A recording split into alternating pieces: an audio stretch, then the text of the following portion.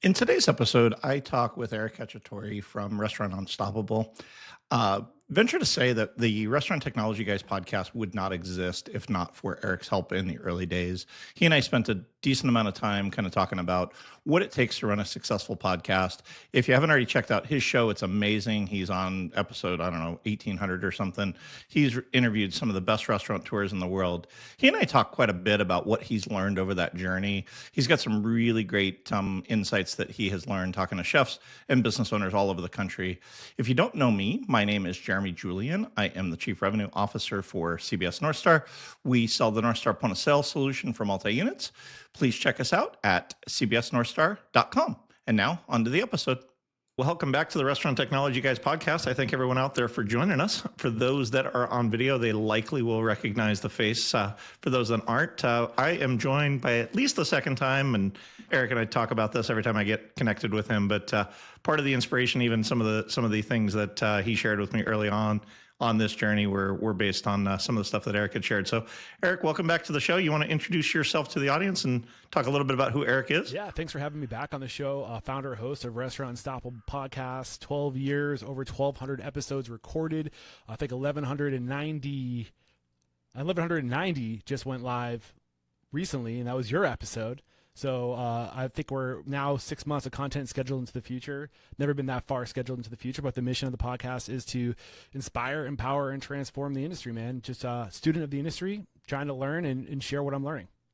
Yeah, no, and it's amazing. And I know we'll dig into kind of what you've learned over the last 12 years because early on, you were one of those people that I still look up to you because you're at 1,200 episodes, and I look up to you, and you're one of those people that were so generous with your time. So thank you for that. I'll publicly thank you for being generous with your time to say, hey, let me tell you how it's going to go. This is what it's going to look like. So yeah, my pleasure, man.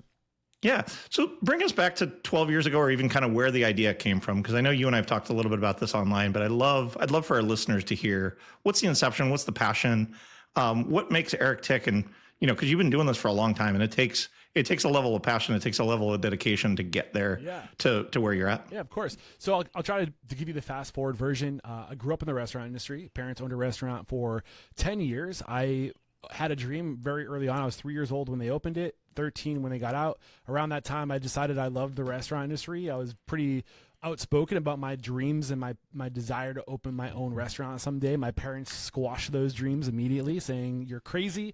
Do not do it. We work so hard so you don't have to. Go get a real job." And I took their advice, and I had no idea what I wanted to do. I did, actually. I knew exactly what I wanted to do. I wanted to be a commercial pilot. I was enthralled with the idea of being able to just go anywhere in the world. All the pilots I knew had nice homes, beautiful cars, beautiful wives. They were happy, and they had this tremendous amount of freedom. So I was like, sign me up for that. So I kind of committed early on by the age of 16 that I was going to be a commercial pilot. Did all the studying, went to aviation school, became a commercial pilot, continued to work in restaurants throughout high school and college. And then I, by the age of 26, decided that aviation just wasn't for me. It wasn't what I thought it was going to be. Honestly, it's everything that I'm not in terms of personal strengths and interests. And I had to make a really hard decision when I was 26 to resign from aviation. And I found myself looking forward to my part-time jobs in restaurant industry. I was also $200,000 in debt from becoming a commercial pilot because I went to private school to do it. And I was like, well, I can't work in restaurants because I'll never pay my debt back. But if I can't work in restaurants, I want to work with restaurants. Maybe I'll get into sales. Went back to school for marketing and hospitality and found myself as the assistant winemaker while I was back in school to learn more about wine. I thought maybe I'd get into wine sales, and that's where I discovered podcasts. I love it. And and as I was thinking about it, 12 years ago, podcasting was very different than it is today. Is that a fair assessment for those listeners that you think about how even the technology's come about? 10 years ago, it would have been hard to even have this conversation the way that we're doing it now, I think, online, right? Right. Conceptually, it's the same. It's two people talking, right? The technology has come a long way. When I started my podcast, I had to educate my guests on what a podcast was. It was like, what is that? I'm like, just take this phone call. I'm going to ask you questions. We're going to record it, and I'm going to publish it. I had to educate marketers in the world of podcast, or in the world of restaurant business, like tech companies. Like, hey, did you know you could sponsor my podcast? So when I started, I was literally just throwing anything against the wall to see what would stick. And yeah, and the technology, the marketing around it, I was definitely ahead of the curve. Absolutely. Well, and most recently, I don't know if you caught the article by Joe Guskowski from Restaurant Business Online. He posted, he's like, what feels like, and he referenced you, he referenced me and a couple others, how many restaurant podcasts are now out there, whereas 12 years ago, you were probably one of maybe 5 I think restaurant rock stars. Yeah, I mean, I think there was only 3 that I knew of before I started, and that was Nate Riggs had a show. I can't even remember what it was called. He's out of the industry altogether. Yeah. He was another one that I asked early on. Yeah. And then there was Paul Barron had the Foodable.io podcast. And then there was the Restaurant Guys. And they were like out in New Jersey, and they weren't even producing episodes anymore at that point. And of those 3, only Paul Barron is still going. So Paul Barron and I are the longest continuous running podcast that I know of. I think he beat me by 2 months. So that's pretty cool. I can't say that I'm the awesome. longest consecutive running podcast thanks to Paul Barron, but he's doing great work. So yeah, no, he's a good dude, and gotten a chance to hang out with him. We haven't done the podcast collab like you and I have, so I'll have to figure out how to pull that off soon. Yeah. So Eric, talk to me a little bit about kind of, I guess some of even the early days of the podcast, because I think, one of the things that I admire so much about you is you really want to dig in to get into the life of what restaurants are doing. And oftentimes, I mean, those that are on video, they'll see your sweatshirt. It's not from a place that's local to where you live, for sure. And so you travel a lot to a lot of these restaurants and sit face to face. You walk the restaurants and those kind of things. Is that, I guess, talk to me a little bit about that, because it takes a lot to get there. Yeah, I guess at the core of the question, why am I traveling to be on site? Is that where you're interested? Yeah, well, I'd love to just kind of understand, where did that come from? Because, and again, 12 years ago, it was probably a little bit harder, but I look at where we're at now, and we can do this, but you still get on the road. You still have a very vibrant community of people that you dig into their lives. It's not just about the food. It's not just about the experience that they're creating, but it's about a lot that you do when you get face to face. Yeah, it's nothing about the food. It's nothing about the experience. It's about who are you and how did you get here? Like, my show isn't, I believe behind every great restaurant is a great person. In terms of traveling on site, that was always the goal. It was always the dream to be in person and to produce this high quality audio, video. I wanted to be a professional. I wanted to do the best I could do. I think as early as 2018, which was about 5 years in, I was living out of my Honda Fit, and I was sleeping on people's floors, and I was like pitching a tent in the backyard if I had to just go be able to do these interviews in person. Part of it was because of quality, because keep in mind, 2015 or 13, 14, 15, trying to get people to do a phone call. They have horrible reception. There's the audio quality is garbage. And it's just like so painful to try to have a conversation where all you're thinking about is I can barely hear what you're saying, So really it was out of desire to produce a better quality, produce podcast, with the audio quality, specifically putting these studio quality mics in front of people. And then, beyond that, it was like, well, I'm on site. I'm missing this huge opportunity to capture the video. I'm in space. I'm here. It's just, I'm leaving things on the table. Right. So it was just doing the obvious things. But I mean, the core of what I'm trying to do, it's actually really interesting that we're having this conversation now, because I'm kind of at this moment, I'm constantly evolving. And, I've been really reflecting and asking myself, what is it that got me here? What is it about what I do, that got me here? And I used to have these core values, and they were, we have integrity, we are students, we are teachers, we are communicators, we are collaborators, and those are my core values. And then I realized recently, I'm like, those aren't my core values. Those are more guiding principles, and we'll get to those later. My core values are, freedom. That has always been the one thing. That's why I became a commercial pilot. I wanted freedom. Yeah. I've always looked at birds and went, damn, that looks good. They can go anywhere. They can fly away. I want to be a bird. Integrity, just doing what you say you're going to do. Curiosity, transparency, having an open mind, and service to others was what this podcast was all about when I started it. I was literally a student of the industry, and I wanted to find the podcast that I wanted to create the podcast I was looking for. And that was just a way to learn from people who knew more than I did. I just wanted to learn. It was all stemmed out of curiosity. It was stemmed out of transparency. I don't want to be the person who decides who I talk to. The last question I ask all my guests is, who do you know in your community who's doing it right. I'm not chasing vanity metrics. I'm chasing word of mouth. And I think really at the core of that too is just about like service to others. Is like I just wanted to create this resource that I was looking for that I couldn't find. And there was this quote that I heard, like, if you help enough other people achieve what they want in life, you can have anything in your life. And I'm paraphrasing, but that was really what it was all about. It was like, I'm not in the position with my $200,000 of school loan debt to go open a restaurant, but I can serve people who are in the position by getting them access to these incredible minds, these leaders across the nation, not just the Michelin star winners or the James Beard Award winners, but like the actual badasses that aren't out for awards, that aren't playing the politics, that are just like vicious assassin operators that like you never hear of because they're not looking for the accolades. They're just good at what they do. Like that's who I was after. I think being able to be in person, to be able to not just have a 30-minute or 40-minute or an hour conversation and then maybe never talk to them ever again. I wanted to be able to, it was more about establishing a relationship with them. And like there's the actual interview, but then there's the 2 hours before the interview that you're like getting to know each other. And then there's the day you spend at the restaurant afterwards, like grabbing a meal and like talking about who else should I talk to. So it's journalistic work is really what I'm trying to do. And I want to be influenced by the people who know that market. And I want to also, when you show up to someone's front door and you say, Johnny down the street told me I should talk to you, people in the restaurant industry are hardwired to be like, oh, like, what are you doing tomorrow? Hospitality driven. And I love, and one of the things that always resonates every time I watch you, I listen to a show, I see your newsletter, is how much of a student of life and how much of a student of the world you are, Eric. You constantly are inquisitive and trying to learn and trying to grow yourself and then give that back to other people. If there's any one quality that I've seen you consistently have out there, it's that.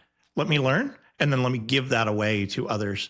So in that, let's talk. I know we prepped and said, hey, what are some things that are consistently you see out there? And so I'd ask you to kind of come up with some ideas of, after 1,200 episodes, and it's almost impossible to distill it down, but what are some things that resonate to you as one of those things, or a few things that continue to come up over and over as you've learned from so many different incredible business owners over the years?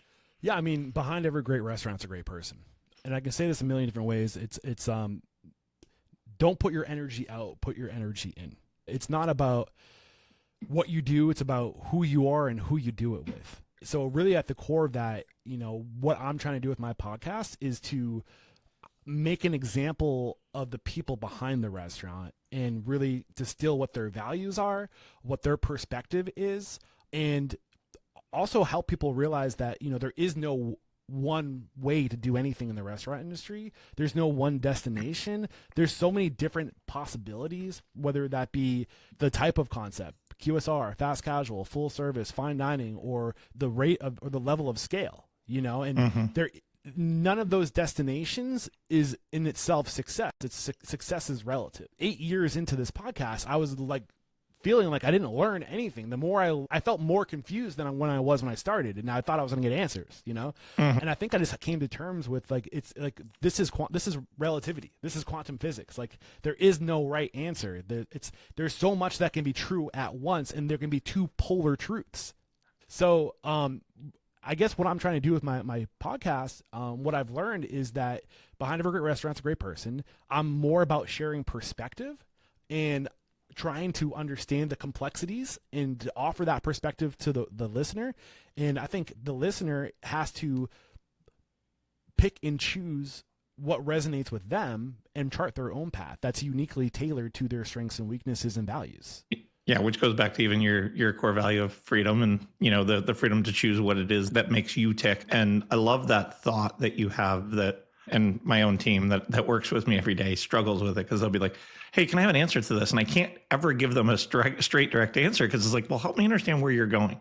Happens with my kids as well. They're like, well, help me understand this. It's like, what is your goal? Is your goal to spend more time at home with your kids? Then automate some portion of your restaurant. Close on Mondays so that you can hang out with your kids all day. Whatever that might be. If it's to grow to multi-units, you need to understand, where are you going in order to understand what does success look like? Is that kind of what you're hearing from people out there in the world? Yeah, it's relative. Yeah, and success is in the eye of the beholder. It's Hmm. about self-awareness and being like understanding your core values. This is something that I'm going through right now. In full transparency, it's been hard for me as somebody whose sole source of income is sponsorship, and I built a business model that basically I hinged on my sponsors supporting my show.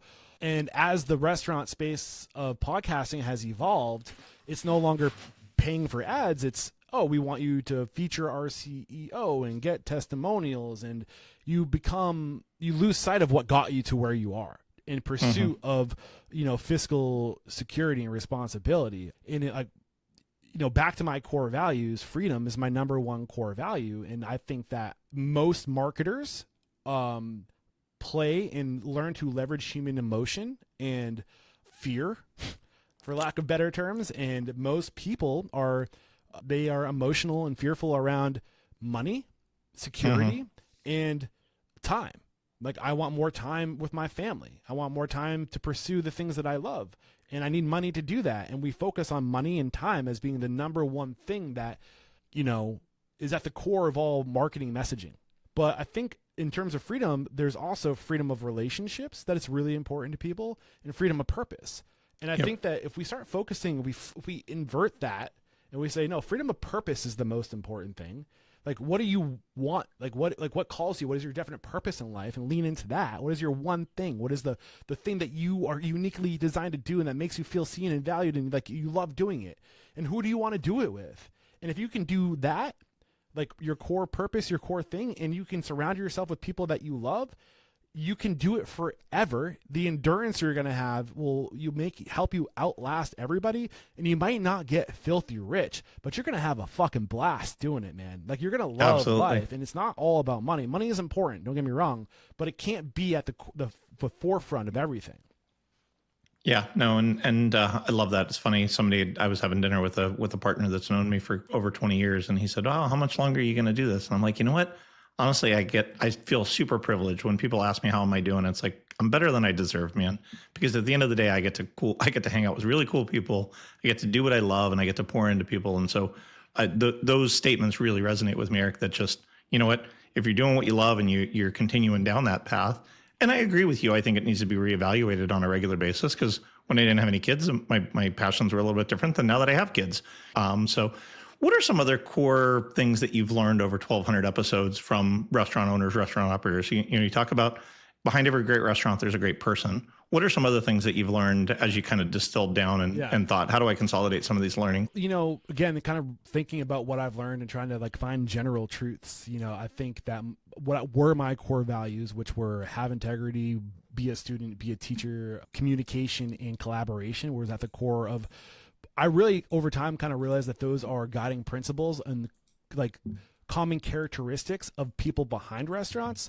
So when I say things like have integrity, it means do what you say, do what you're going to do what you say you're going to do. Mm-hmm. Like, just, I think so often what makes people successful is that they just take action. They don't say that they don't like they say like this is my vision, but then they start doing something today. They do first things first. 7 Habits of Highly Effective People. Start with the end in mind.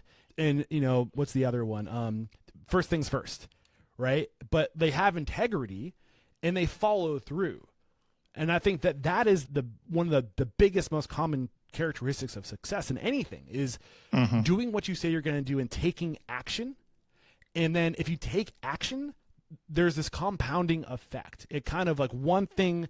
There's it's like a trigger or what's the word I'm looking for? It's like a chain reaction, right? Mm-hmm. Like one thing spills. They say just wake up and like make your bed, right? Yep. And that one action will spill over, and then make your bed, put your running shoes on, step outside.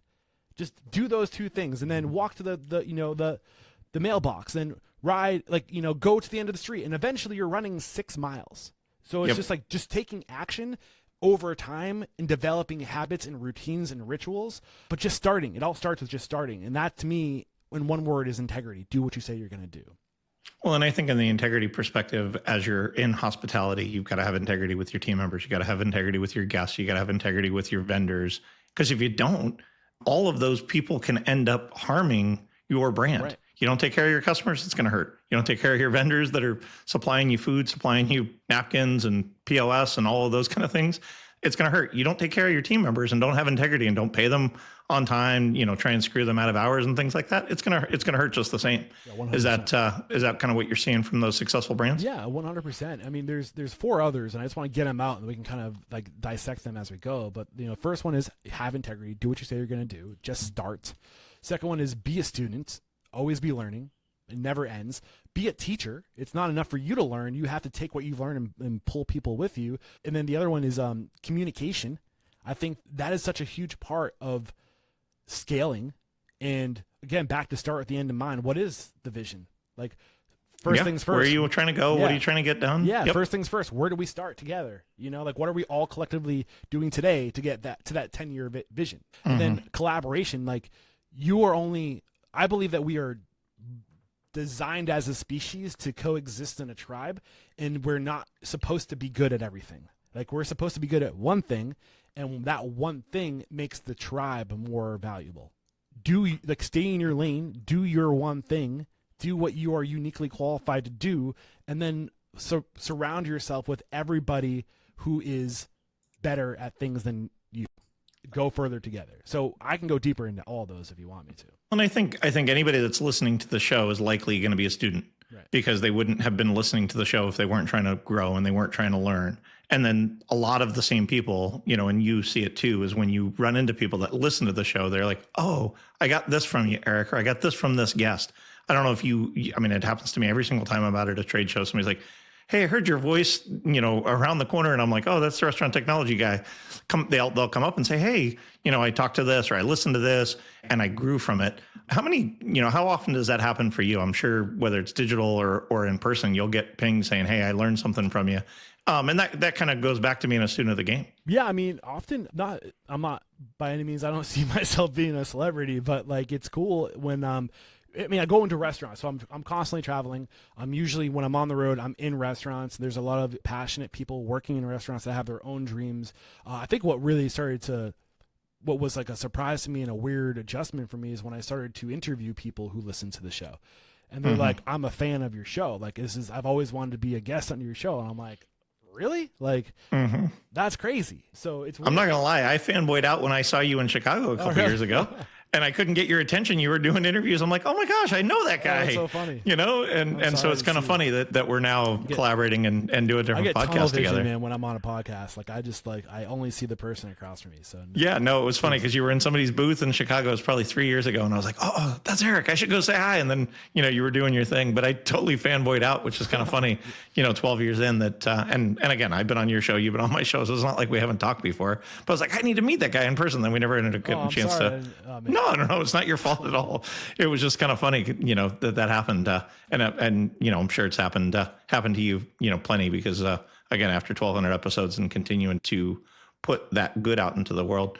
What else do you think? You talk about, communication, you talk about being a teacher, you talk about all of those things. I guess give our audience a little bit of practical advice. What do you see that looks like? Yeah. What does the student mindset and the teacher mindset look like day in and day out? Because so many of the owners that are sitting out here listening are like, dude, I got 700 things to do. I don't have time for this. Help them see, what does practically that look like? So I think it's listed out in that order for a reason, because I think it's in that order that you focus, start, do what you say you're going to do. Learn, like, what are the things I need to learn, or how do I need to get better, or what's standing in my way from doing that thing. Learn those things.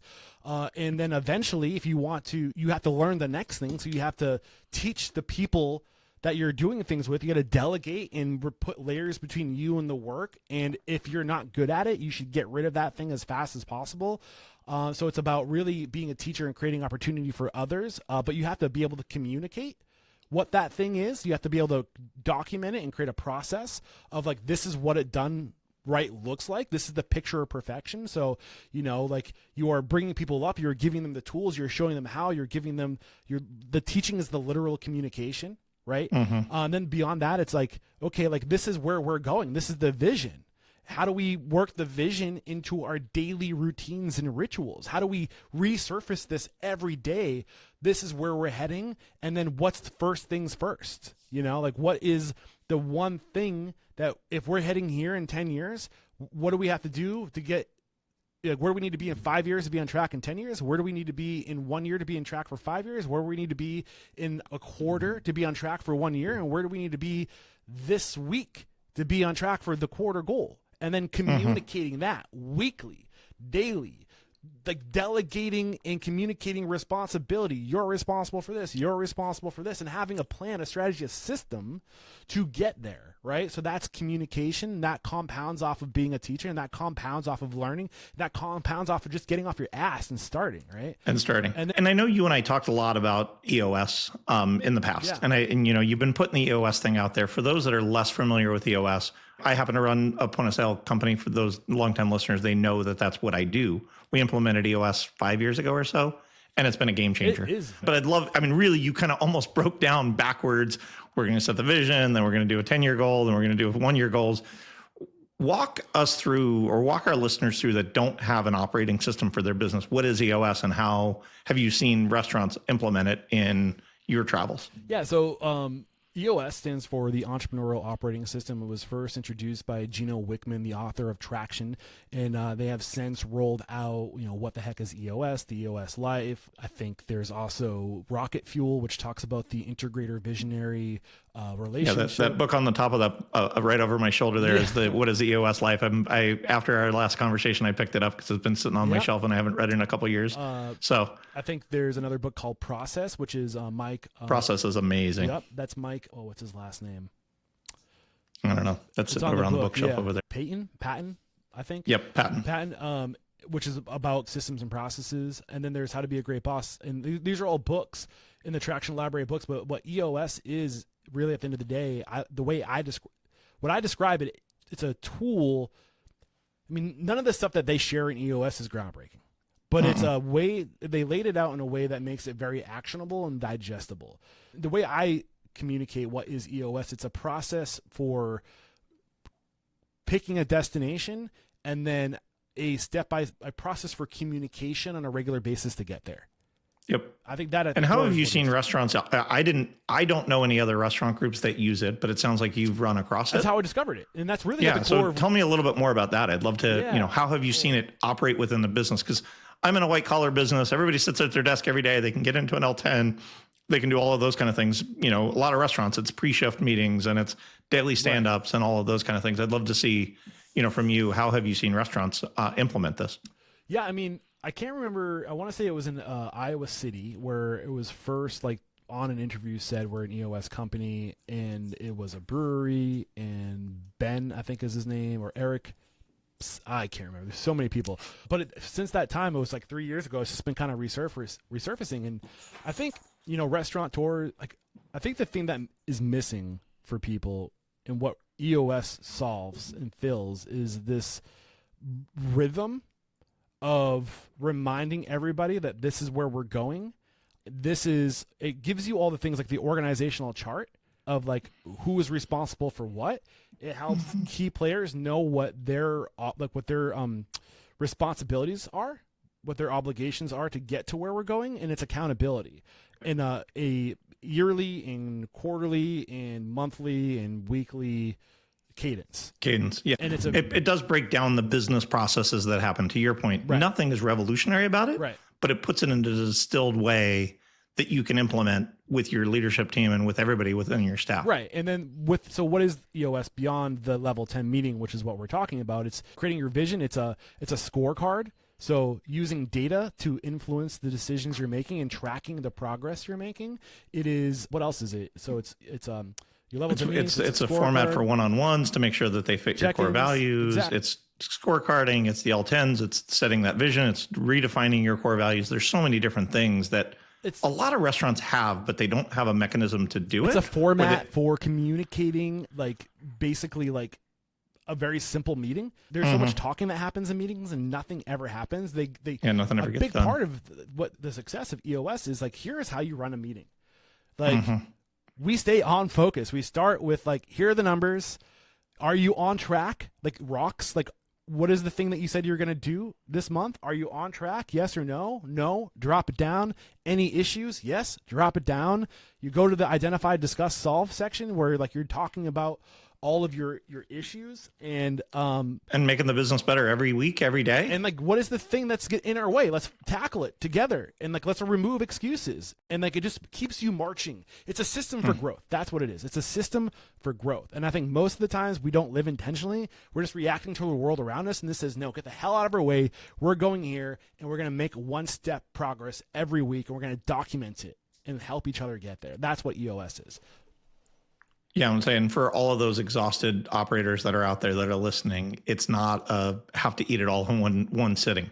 It's one of those things that you can take piece by piece. We're 4 years in and we're still not to the full pinnacle of what EOS can do. And so for those operators, it really is, from my perspective, I love that you have found it through the operators and through your discovery. And it's been really helpful for people. Yeah. And, that's really what the show is all about, is to go to people and to look for patterns. And then when there's a pattern that shows up, then I go to the source. And I've had Mike Baton on the show. I've had Gino Wickman on the show. I've had Mark Winters most recently on the show, author of Rocket Fuel, which is, again, that visionary integrator relationship which is huge. And what does that translate into the restaurant industry? It's usually like the chef and the general manager, right? Or like the CEO and the COO. Like there's the dreamer, the person that knows what's possible and like what's like where the opportunity is, but then there's the person that can actually build and integrate the systems to make it happen, right?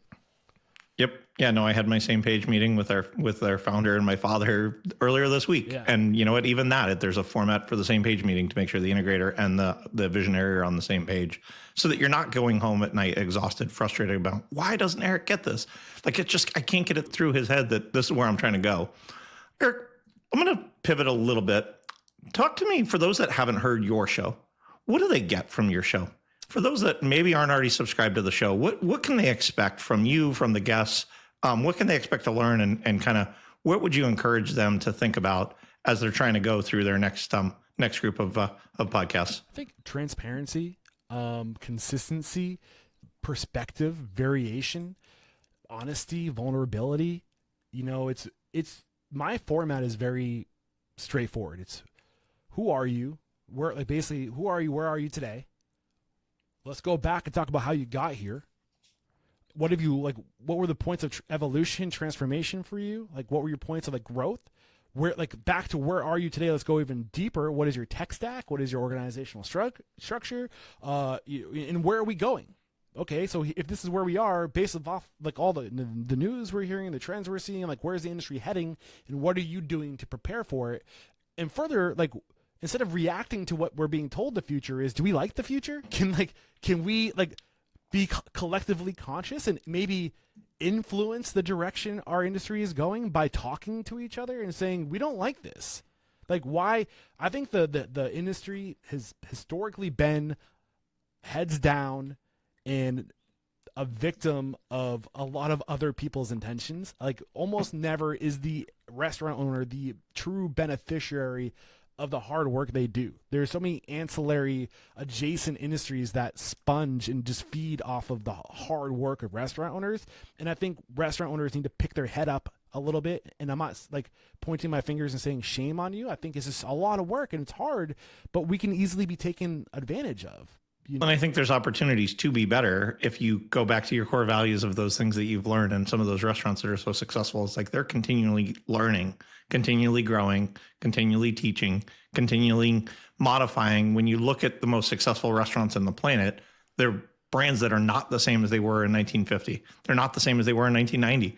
They continue to evolve. They continue to change. The leadership changes, the people change, the consumers change, and they're continuing to do that. The only way is by ingesting new thoughts, new ideas, learning from other people. Is that? Yeah, 100%. Like it's like you constantly have to be evolving. If you're not growing, you're dying. But also, what is growth?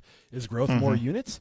Is growth a bigger team? Or is growth doing more of what you love to do, or doing what you've been doing better? And I think that's where we can be better as an industry, is saying, no, growth isn't getting bigger or making more money. It's about the impact you're making, starting with you. Like, growth comes from the inside out. You have to have integrity and start. You have to be a student and grow. As you're growing, pick people up with you, empower your team, and that ripples out from there. Your team, your restaurant will empower your community, and you'll raise the bar on your community and say, and I feel silly every time I say it, my mission is to change the world through inspiring and empowering and transforming the restaurant industry, because I believe that the restaurant industry, the second or third largest industry. Yeah, the second largest employer of people in the United States is the restaurant industry. And like, if you can transform, if you can elevate the restaurant industry, you can change communities, and communities can change the world. And I think we have to kind of pull our heads where I was talking about before. We're all kind of in silos where our heads are down. We're just doing what we can to survive. But I think we have to start talking and seeing out further and saying, like, what is the future? What is the future we want?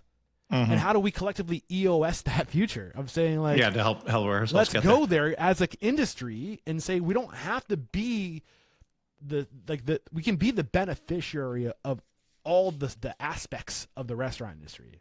We don't have to make other people rich. Like, we can spread out the wealth and keep it in house. Well, thank you for sharing that. I know that it's not just the podcast, Eric, that you have. I know you've got a network. I know you've got a whole collaboration deal. Talk to our listeners about other ways they can engage with you outside of even being on the show, because I think that's also an option for some of our operators that might be out there. Yeah. So it all started with Restaurant Unstoppable podcast. As I move into the future, I'm realizing that, what got me here will get me there. And what got me here is staying curious, continuing to be transparent, continuing to have integrity, do what I say I'm going to do. And for me, that's doing honest, transparent work and existing to serve and having an open mind while we do it.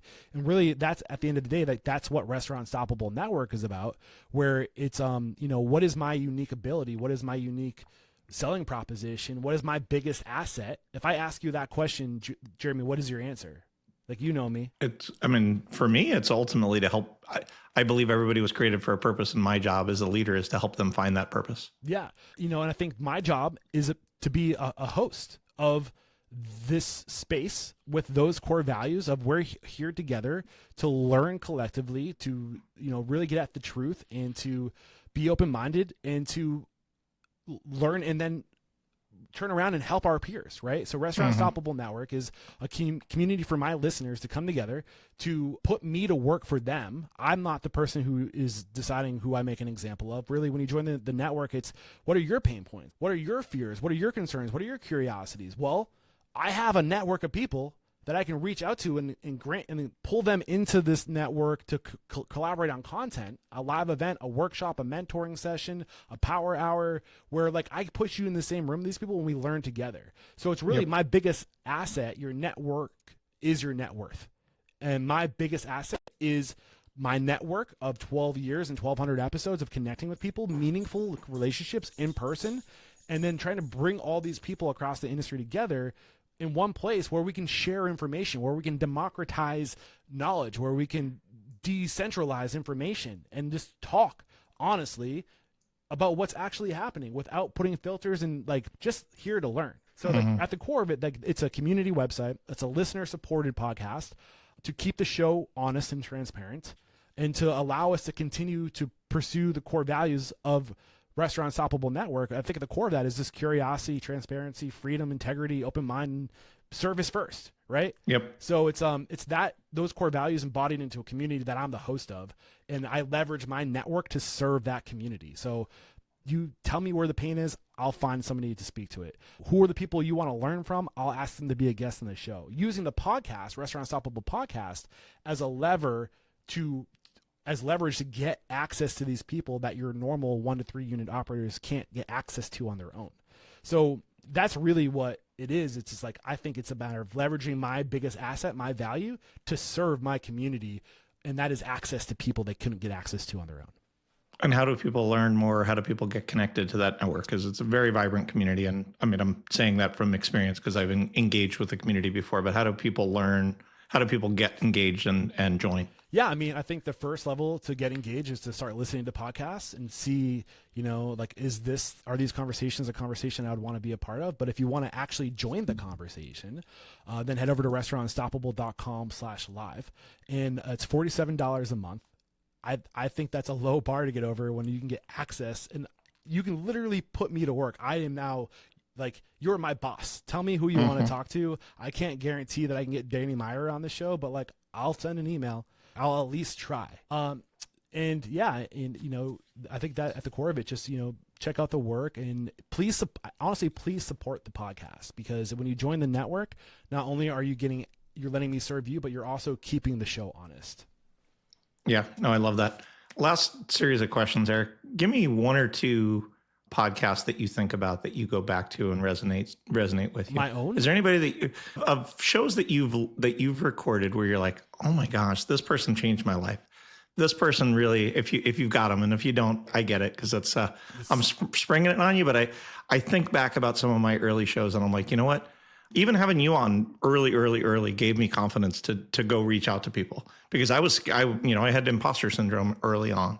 And so there's things that I know that I stand on the shoulders of the people before me to get to where I got to in business and on the podcast. And so if there's anybody that gave you a life lesson, that taught you something that you still go back to and can recollect right now, I'd love to hear that. Yeah, I mean, there's just so many. It's just hard. I think one of the things that really made like an impression on me was in terms of like business success. There's a few, as I'm going to start saying things, they'll come to me.